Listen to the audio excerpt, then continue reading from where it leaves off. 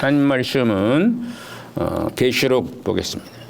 12장 1절로 6절 말씀 보도록 합니다.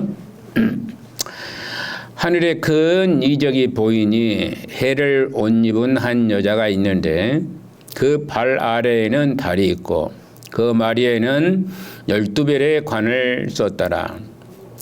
이 여자가 아이를 베어 해산하게 되며 아파서 얘를 쓰며 부르짖더라.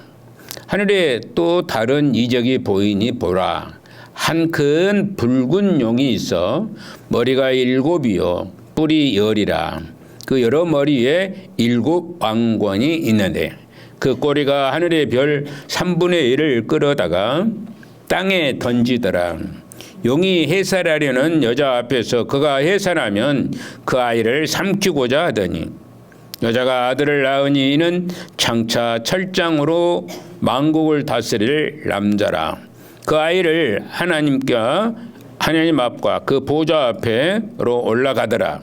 그 여자가 광야로 도망하며 거기서 1260일 동안 그를 양육하기 위하여 하나님께서 예비하신 곳에 것이 있더라. 아멘. 지난 시간에 이어서 여인과 용에 대해서 이렇게 말씀을 생각을 하고자 하는 것입니다. 로마서 5장 9절 말씀, 9장 5절 말씀에 이렇게 얘기합니다. 틀어야 되는데 같이 읽어보도록 하도록 하겠습니다.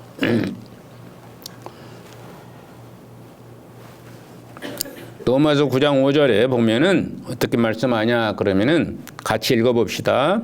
조상들도 그들의 것이요 육신으로 하면 그리스도가 그들에게서 나셨으니 그는 만물 위에 계셔서 세세의 찬양을 받으실 하나님이시니라. 아멘. 바울 사도는 여기에서 이제 확실하게 그리스도가 구약 공동체 조상들로 말미암아 조상들도 그들의 것이요 이렇게 얘기합니다. 육신으로는 하면 그리스도가 그들에게서 나셨다. 그리스도가 언제 나셨느냐? 그러면은 조상들로 말미암아 나셨다. 그냥 구약의 공동체를 가리키고 있다. 이렇게 단호하게 말씀을 드리고 있는 것을 볼 수가 있습니다. 특별히 2절에서 오늘 말씀하시는 해산의 고통에 강조점을 두고 있는 것을 봅니다. 신체적, 정신적 해산의 고통을 드러내고 있는 것이죠. 그래서 여기에 강조점은 이 여자가 아파서 애써 부르짖고 있다는 그런 말씀을 하고 있는 겁니다. 애써 부르짖는다. 이 여인이 애써 부르짖는다. 아이를 낳을 때에 얼마나 힘들고 고통스러운 것인지를 얘기하고 있는 것입니다. 그처럼 교회는 해산의 고통을 통해서 이렇게 나타나는데 해산의 고통을 통해서 옥동자를 낳는 것처럼 교회 또한 마찬가지다.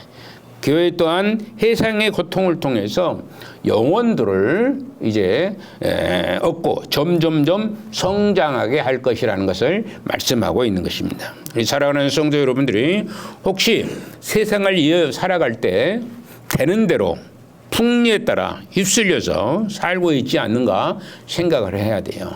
그저 그렇게 살아가는지 그게 참 우리가 생각을 해봐야 되는 것입니다. 그래서 혹 우리가 깨어있지 않는 삶을 살아가고 있다면 어떤 사람들은 더한 부담을 가지고 세상을 살아야만 하는 것이라는 겁니다. 우리는 함께 전선에 서 있는 그 부담이 우리 모두에게 있어야 합니다. 의의 보금자리를 트는 새하늘과 새 땅을 위해서 해상의 고통을 자신의 것으로 받아들이는 자가 그날의 영광스러운 기업을 누리게 될 것입니다. 그래서 한 큰 붉은 용이 등장을 하게 되는 것이죠. 한 큰 붉은 용이 등장을 합니다. 3, 4절에 보면은 우리가 같이 봅시다. 하늘에 또 다른 이적이 보이니 보라, 한 큰 붉은 용이 있어 머리가 7이요 뿔이 10이라. 그 여러 머리에 7 왕건이 있는데 그 꼬리가 하늘의 별 3분의 1을 끌어다가 땅에 던지더라. 용이 해산하려는 여자 앞에서 그가 해산하면 그 아이를 삼키고자 하더니, 이렇게요. 아기가 나면은 그 아이들을 삼키려고 그러는, 죽이려고 그럽니다. 죽이려고 한다. 그런 얘기입니다. 용이 누구냐를 이제 생각해 보면은 누구나 다 잘 알 것입니다. 이 용은 9절에 보면은 그렇게 얘기합니다. 큰 용이 내쫓기치고 내쫓기니 옛뱀 곧 마귀라도 하고 사탄이라고도 하며 온 천하를 깨는 자라. 그가 땅으로 내쫓기니 그의 사자들도 그와 함께 내쫓기시니라. 이렇게 얘기합니다. 이 용의 이 7 머리는 어떠냐? 능력과 지혜를 상징하고 있어요.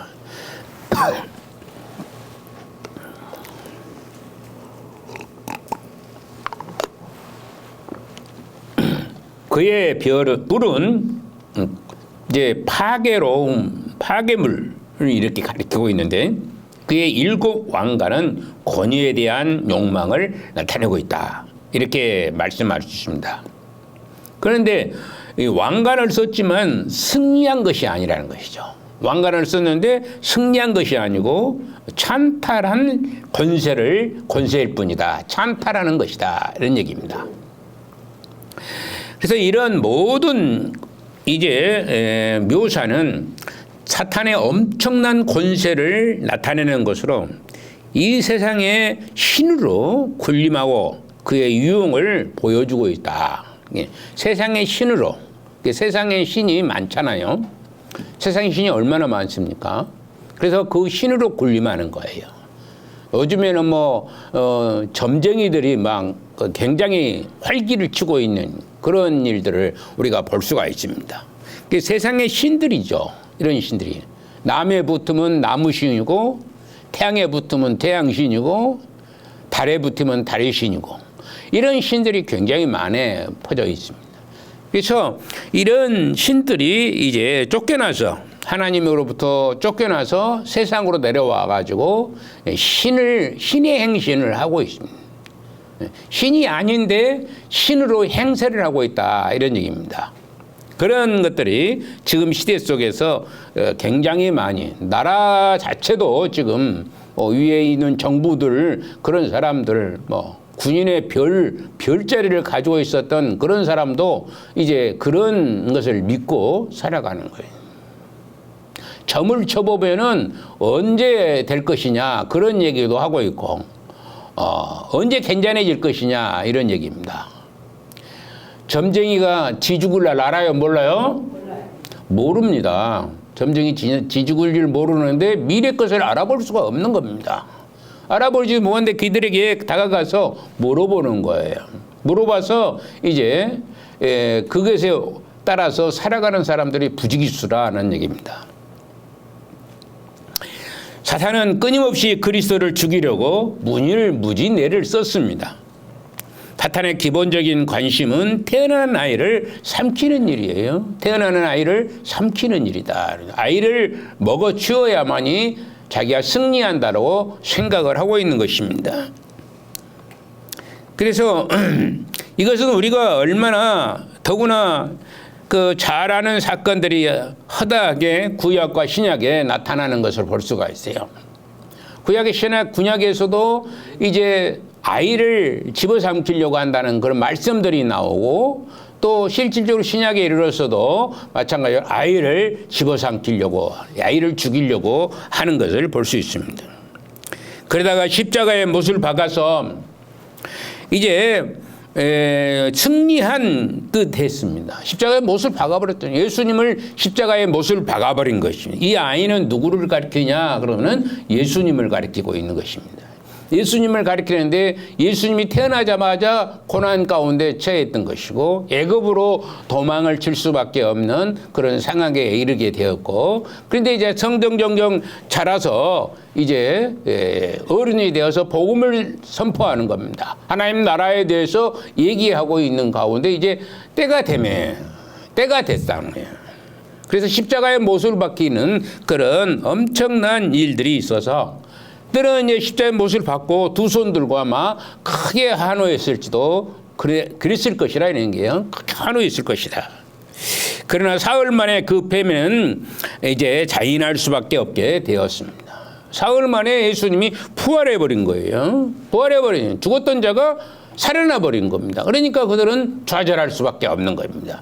이겼다라고 이렇게 환호성을 울렸던 사단의 권세가 이제 사흘 만에 죽었던 분이 살아나버리니까 이게 뭐 이제 완전 패배자가 되게 됩니다. 그래서 이 아이가 바로 그리스도 우리 주 예수님이시다는 것입니다. 그러분은 하나님 보좌 우편에 앉아 계시는 분입니다. 우리가 매주 고백하는 사도신경에서도 마찬가지로 전능하신 하나님의 보좌 우편에 앉아 계신 분이라고 이렇게 얘기를 하고 있는 것이죠.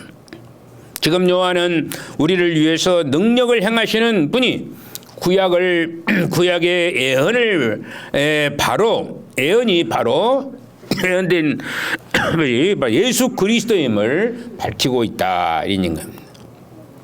예수 그리스도를 이제 예표하고 있다. 구약의 모든 얘기들이 다 예수님을 나타내고 있다. 죄송합니다. 계속해서 목이 칼칼해가지고.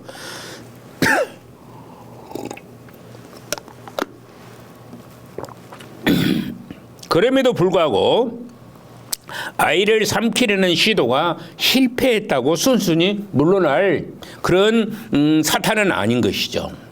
한번 실패했으니까 또 도전하고 또 실패했으니까 아마 우리가 사탄처럼 이제 그런 열정을 가지고 있으면은 예수 그리스도를 증거하는 일에 이 사탄처럼 이렇게 열정을 가지고 있다면은 얼마나 좋겠어요. 그냥 물러나지 않는 것입니다. 남은 여자에게 분풀이를 하려고 달려들 것이라는 것입니다. 낳은 여자를 공격하려고 작심한 것이 분명한 얘기입니다. 지난주에 말씀했던 건 이 여자는 누구라고 그랬어요?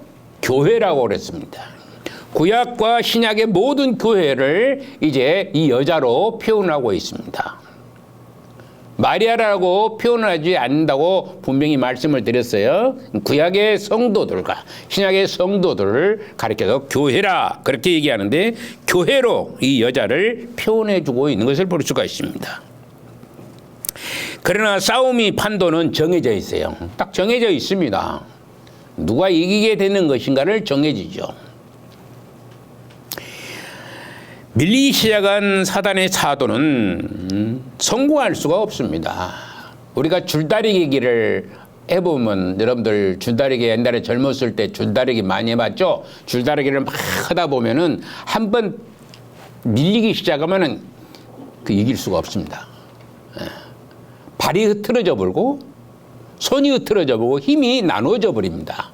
밀려버리면은.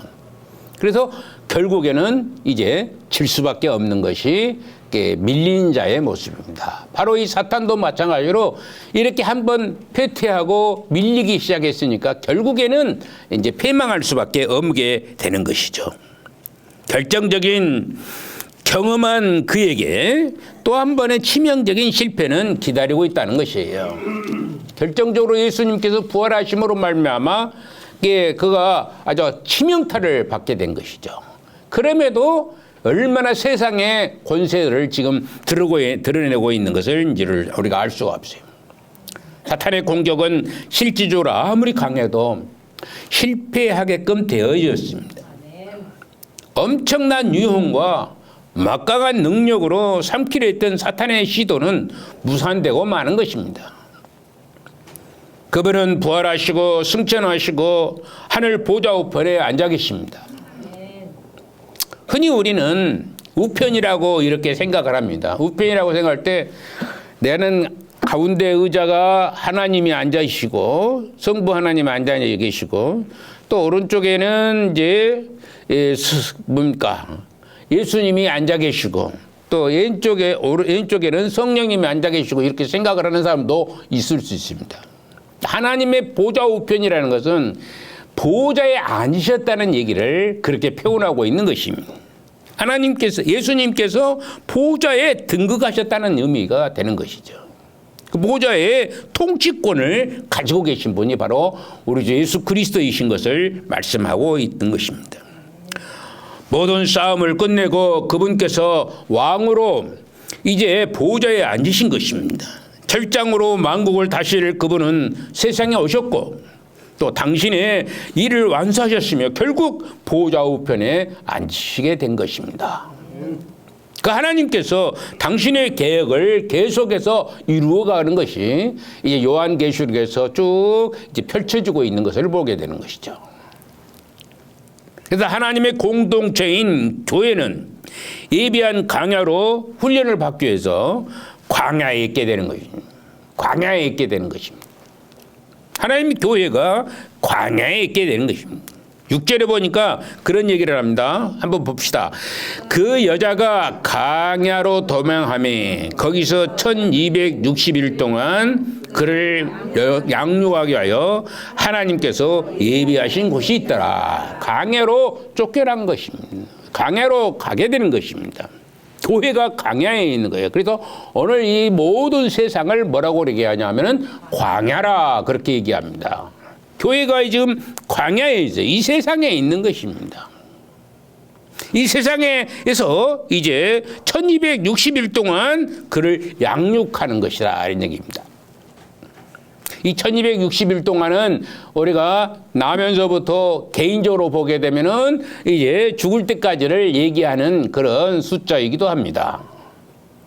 예수님이 이제 이 땅에 오셔서 이제 천국을 다스리는 나라를 다스리는 그런 날이기도 하는 것입니다. 마지막 때에 가면은 이제 1260일이 차게 되면은 결국에는 이제 예수님이 이 땅에 다시 오심하고 약속하신 그 날이 이루어지게 되는 것입니다. 그래서 이 말씀은 초대교회뿐만 아니라 오늘 이 시대에도 핍박 가운데 있는 모든 성도들에게 큰 위로와 말씀이 되는 것을 볼 수가 있습니다. 초대교회 당시를 보면은 극심한 황제 숭배 사상, 도메티안이라는 그 엄청난 무서운 그 왕권을 가지고 있는 황제권은 사람의 신이에요. 옛날에는 황제가 신이었습니다. 신, 보이는 신. 중국에도 황제 보면은 신 노릇을 하잖아요. 자기 멋대로 하는 겁니다. 자기 생각대로 하는 겁니다. 우리나라도 잘못된 사람들은 잘못된 왕들은 어쨌습니까? 조선시대도 잘못된 왕은 자기 멋대로 하는 거예요. 누구 의견을 성취하지 않은 거예요. 물론 훌륭한 왕들은 이제 열심히 이렇게 밤에 또 신행을 나가고 그래가지고 국민의 살 길이 어떤 것인가, 어떤 삶을 살고 있는가 이런 것들을 보게 되는데 그래서 어떻게 정책을 펴야 될 것인가를 연구하고 그러는데 그렇지 못한 자들은 궁중절에서 이제 자기 생각대로 자기를 뜻받아주는 그 신하들로 인해서 나라를 다스리는 그런 엉터리 같은 그런 신들이 수닥에 많았다는 것입니다. 이때에도 로마에 그때 도미티안 황제가 있었을 때도 마찬가지였습니다. 그래서 황제를 숭배하지 않은 것 때문에 많은 사람들이 고통을 당했던 것입니다. 다른 신을 섬기고 있거든요. 눈에 보이는 황제를 섬기지 아니하고 눈에 보이지 않는 이미 죽어버렸던 그 사람을 이제 저들은 부활했다는 생각을 갖지 않습니다. 그래도 절대 예수님이 부활해서 하늘로 올라갔다는 것을 전혀 믿지 않았던 사람들, 이런 사람들이 이제 핍박을 계속해서 감행하고 있는 것을 볼 수 있습니다.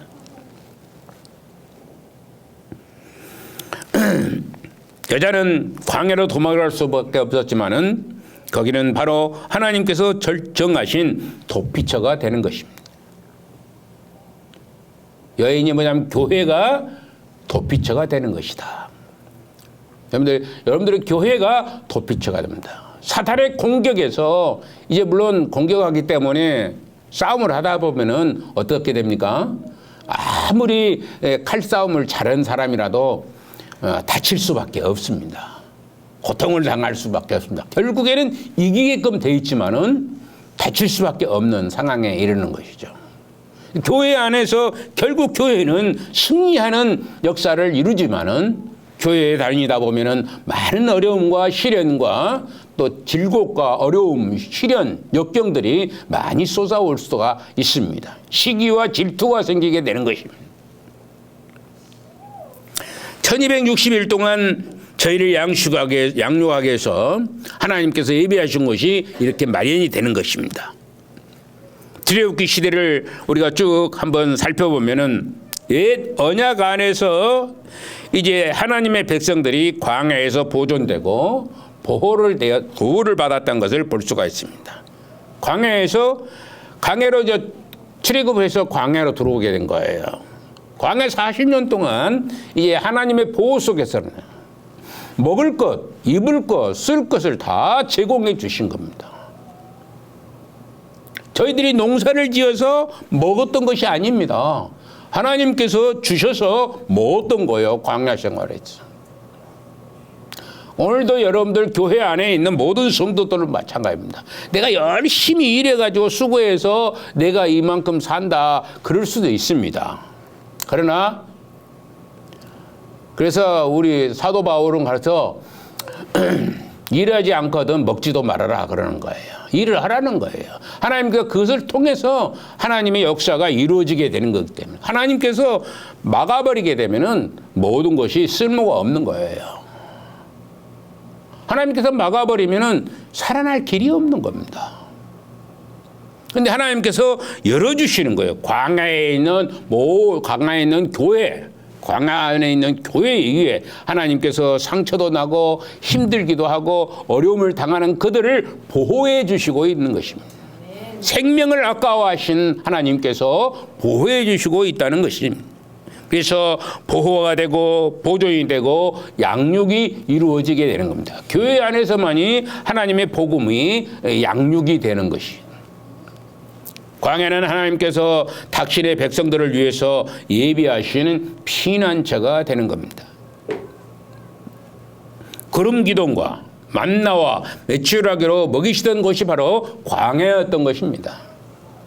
때문에 6절의 말씀은 그를 양육하게 하여 하나님께서 예비하신 곳이더라. 이렇게 하나님께서 그를 위하여 이제 예비하신 곳이라 이렇게 말씀합니다. 준비해놨다 이 말입니다.